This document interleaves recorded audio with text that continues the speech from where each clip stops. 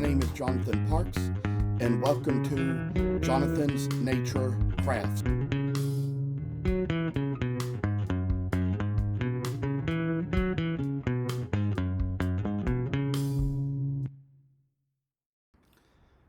I must inform you that I do not live in this house by myself, but live here with other people. Sometimes other members of the household may have to walk through areas where I might be recording with other family members on the phone. If you hear any noise like that, please feel free to disregard. We are doing our best to get noise-canceling equipment, which may at least keep you from hearing exactly what is being said. Thank you for considering.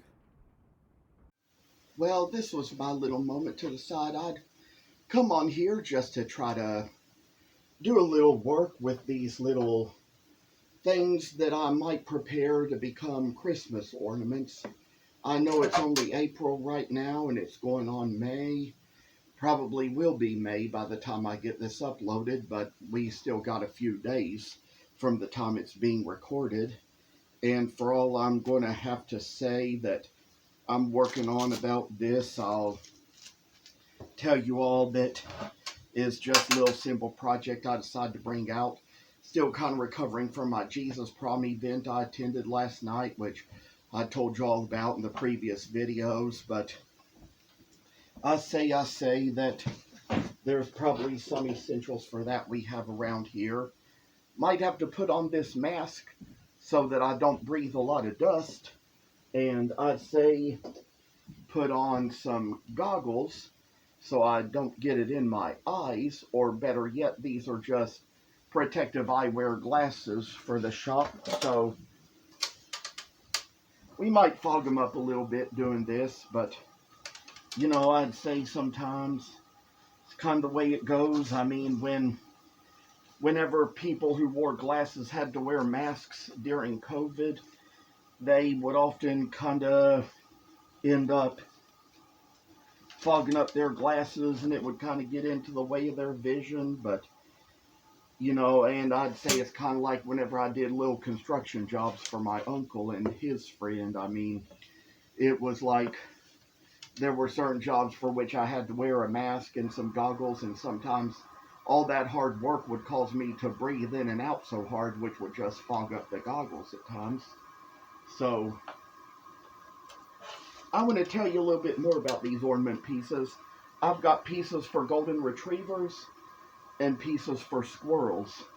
The golden retriever pieces are made out of butternut from where I had to cut out 4 golden retrievers on the bandsaw and decided that I wanted to kind of, you know, save a little extra shapes. So I sort of like made a cut in the piece of butternut that I was cutting the golden retrievers out of, and decided to, like, on a certain part of the wood, to draw a line where part of the wood would only be as wide as the golden retrievers needed to be, and the other side would just be some leftover wood from which I'd be able to cut out the same shape while I was sawing them out and have the pieces left over to make anything else out of. And same was true about the blanks from which I cut these redwood squirrels. So there are complete carving blanks for both the retrievers and the squirrels, but I decided since I had the little extra pieces I cut out, might as well use it for something good. And you know, dogs and squirrels are among things that make good Christmas ornaments, so decided between now and December, or maybe even just between now and July to that matter, might get started on these so we have enough to go around. I kind of got to check the grit here, but I'd say I've got a 60 grit on here. And for these softer woods, I guess I'd say that's a good enough grit with which to start out. So I'll kind of go ahead and use it here.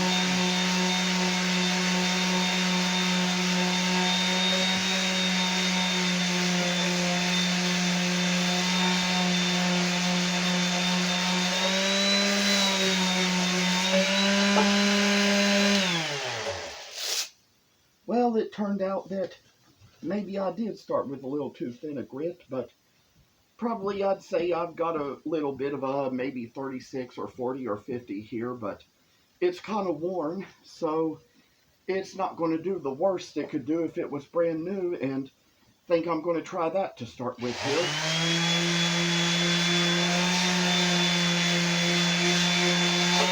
You see it kind of got a little saw mark still in it.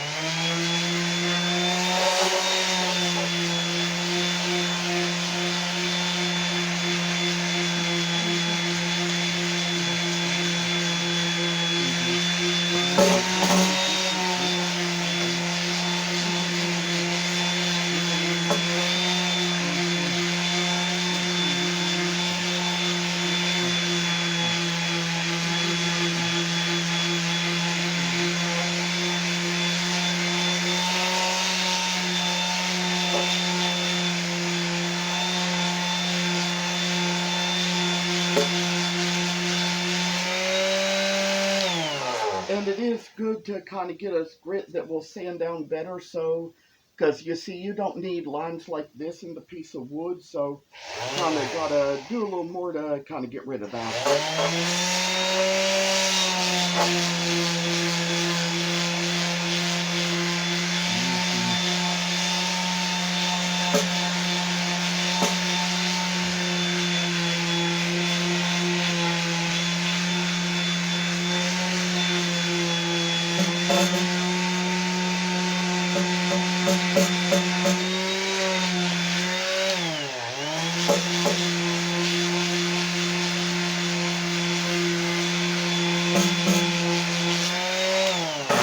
Okay, we probably got one little piece of a line still in it, and we're going to work to get rid of that as well.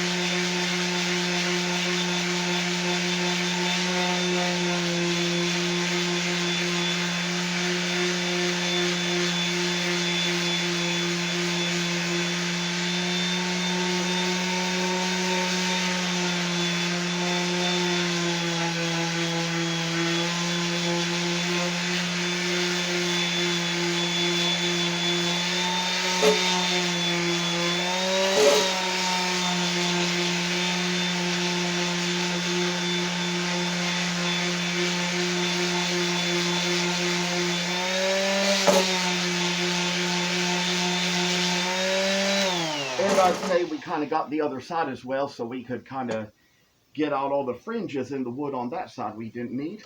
I'll tell you all a little bit story as to why I'm wearing the different cap here than I usually do. I decided to come in here and into the shop and do all this heavy sanding, wear a cap that was of a little bit lesser value than the one I usually wear, and I'll tell you a little bit more about it. See, the thing of it is that from 2010 until 2015, I kind of worked in the stadium for a company called Airmark that provided the food for the Lexington Legends. And the first year that I was working in there, before they got us all like plain caps to wear for our own employer, Airmark, I went to the gift shop of the Lexington Legends and purchased this cap to kind of be the cap I would wear for that year. And so it represents the baseball team. And here in Lexington, Kentucky, I mean, since the time I've been there, they changed their name around. For a while, they changed to the Lexington Counterclocks, and just this year, they changed back to the Legends again. So, you know,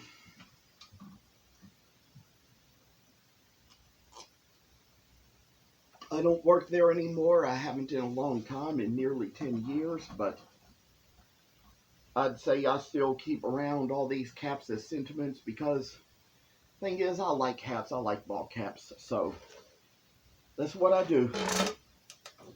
I'd say we might kind of get around to getting around the back and the front and underneath, kind of get rid of all those little saw marks and fringes.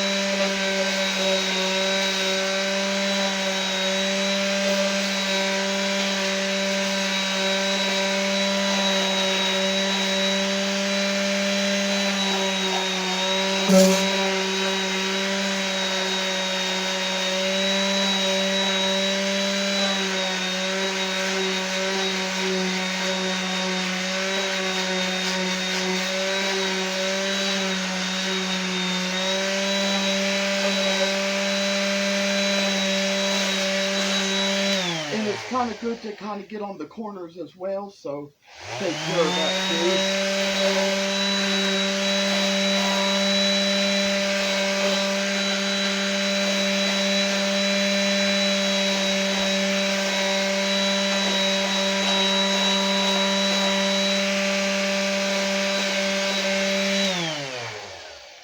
Since I've taken care of this retriever, I think I'll take care of a squirrel for once.